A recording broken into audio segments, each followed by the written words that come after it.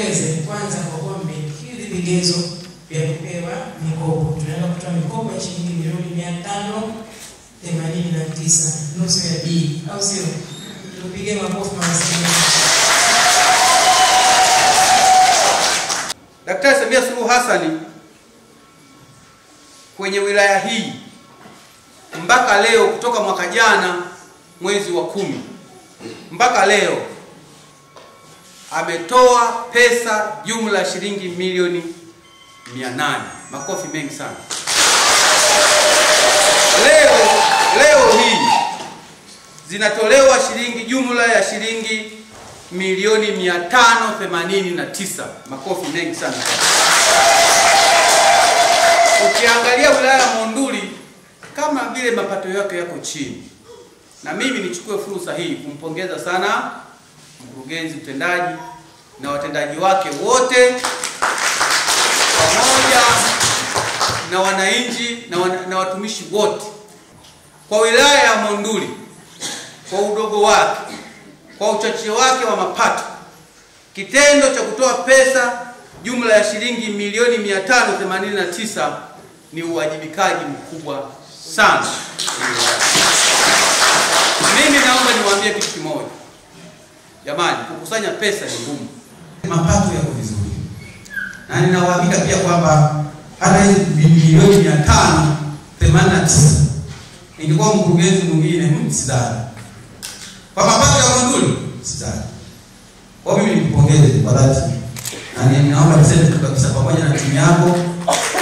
Nilikuwa nafika hapa, timu yako ilikuwa siamini. Lazima niseme hapa kabisa, lakini timu ambayo umeishape nao ninaridhika nayo kwamba inakwenda vizuri. Endeleeni kumsaidia mkurugenzi, kwa sababu kwenye kazi tunakutana hapa, lakini lazima tuonyeshe umoja. Pamoja na kwamba tumetoka kwenye tabia tofauti, lakini ikifika kutekeleza majukumu ya serikali lazima tuwe pamoja. Mwisho sasa naomba niseme sasa niko tayari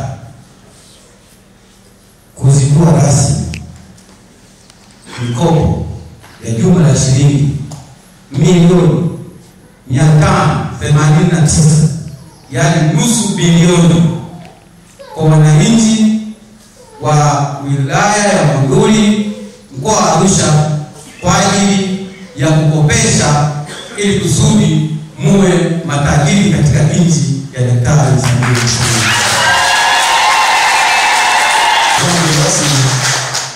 Nafuraha kwamba leo nakuja kukabidhi zaidi ya milioni 500 ambazo zinatokana na 10% ya makusanyo ya mapato yetu ya ndani. Kwa hiyo nafikiri wananchi hawa ambao wanakwenda kupokea fedha hizi watakwenda kuwa kielelezo kuhakikisha kwamba wanawaambia watu walipe ushuru, ili basi pasenti zirudi na zinaenda kufanya kazi kwenye maeneo yetu. Kwa hiyo unaona raha hiyo.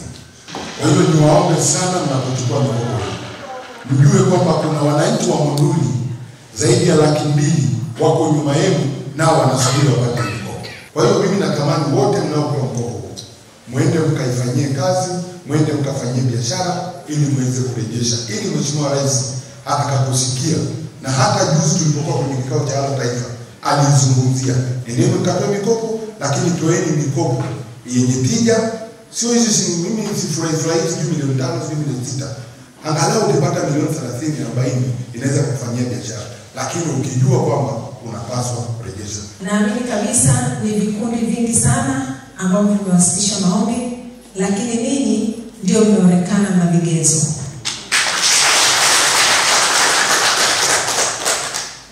Mimi neno langu ni moja tu. Hii pesa tumepewa ili tukafanye biashara kulingana na yale maandiko ambayo tumewasilisha. Tufanye biashara na Mungu atusaidie tupate faida, hela za halmashauri zirudi na sisi tuweze kujikwamua kiuchumi. Hizi fedha zimetolewa na rais wetu.